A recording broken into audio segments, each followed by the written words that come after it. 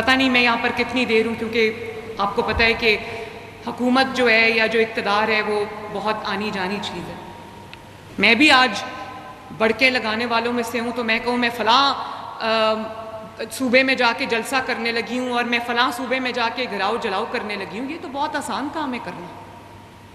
کام کچھ کرنا نہیں ہے اور گالی نکالنی ہے، جب منہ کھلے اس میں سے غلاظت کے ڈھیر آپ کہنا شروع کر دیں اور آپ کا ٹوٹل فوکس یہ ہو کہ کس کی تذلیل کس طرح کرنی ہے، کسی کو جو گالی کس طرح دینی ہے، کسی کی عزت کس طرح اچھالنی ہے، تو میں یہ آپ کو بتا دوں کہ ایک اللہ تعالیٰ کی ذات اوپر بیٹھی ہے جو کہتے ہیں نا کہ کفر کا نظام چل سکتا ہے، ظلم کا نظام نہیں چل سکتا، کیونکہ ظلم جھوٹ کے اوپر بیسڈ ہوتا ہے۔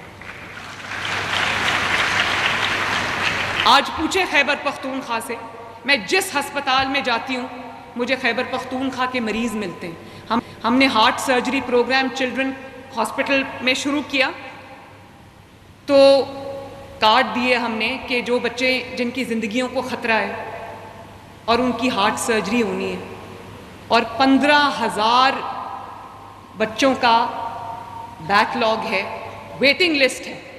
اب دل کی جو مرض ہے وہ تو انتظار نہیں کر سکتا۔ میرے آنے سے پہلے کچھ بچے اس دنیا سے چلے گئے آپریشن کا انتظار کرتے کرتے۔ تو ہم نے ایک ہارٹ سرجری پروگرام شروع کیا ہے جس میں آپ سب کو یہ بتانا چاہتی ہوں کہ لیس دین اے ویک الحمدللہ ہم 100 سے زائد سرجریز بچوں کی کر چکے جن بچوں کی زندگیوں کو خطرہ تھا، اور اس میں سے بہت سارے مریض خیبر پختونخوا سے آئے ہوئے تھے۔ ایک کو میں نے خود کارڈ دیا، میں نے پوچھا آپ کہاں سے، انہوں نے کہا ہم کرک سے۔ بچے کو دل کی تکلیف تھی اور 3-4 مہینے کا وہ بچہ تھا۔ تو بجائے اس کے کہ آپ کی توجہ عوام کے اوپر ہو، ان کے علاج کے اوپر ہو، ان کی سہولتوں کے اوپر ہو، ان کی مہنگائی کم کرنے پہ ہو، ان کی سڑکیں بنانے پہ ہو، ان کو جابز دینے پہ ہو، آپ کی پوری توجہ ہے کہ کس طرح ہم نے حملہ آور ہونا ہے دوسرے اپنے مخالف کے اوپر۔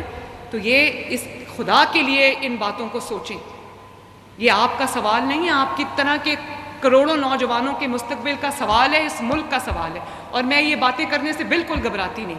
میرے سامنے میرے مخالف کا کوئی نعرہ لگا دے مجھے کوئی فرق نہیں پڑتا۔ جو سیاسی رہنما ہوتے ہیں ان کو بہت کچھ فیس کرنا پڑتا ہے، لیکن میں حق بات کہنے سے، آپ کو سمجھانے سے میں باز نہیں آؤں گا۔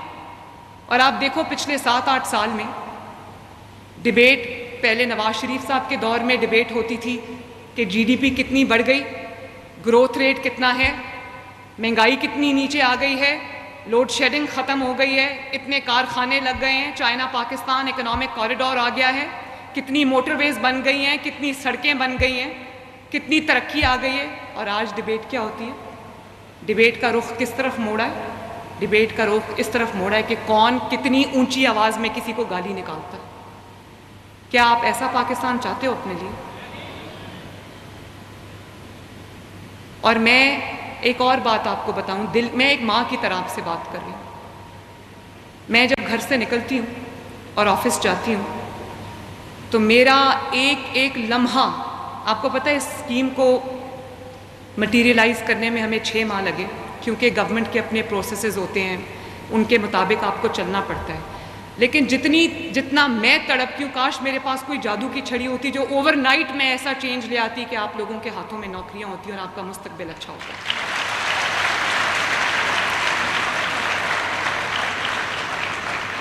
یہ جو بچیاں میرے سامنے بیٹھی ہیں، کوئی حکومت مجھے بتا دے جس نے بچیوں کی حفاظت کے لیے کوئی قدم اٹھایا ہو۔ آج بھی کرائم ہوتا ہے، لیکن آج آپ اگر 15 پہ کال کریں اور ورچوئل پولیس اسٹیشن پہ اپنی شکایت درج کرائیں، آپ کو ویڈیو کال کی سہولت موجود ہے آپ کے لیے۔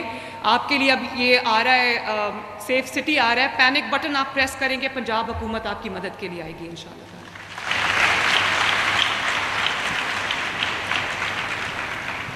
تو یہ اپنے آپ نہیں ہو جاتا، اس کے لیے نیت چاہیے ہوتی ہے، خدمت کی تڑپ چاہیے ہوتی ہے۔ آپ کی تکلیف کو میں سمجھتی ہوں، اور جو ڈیلے آتے ہیں، پروسیجرل ڈیلیز جو ہوتے ہیں، جو گورنمنٹ میں طریقہ کار ہوتا ہے، ہر روز میں بے چینی کی کیفیت میں یہ دن گزارتی ہوں کہ میں کچھ کر جاؤں آپ سب کے لیے۔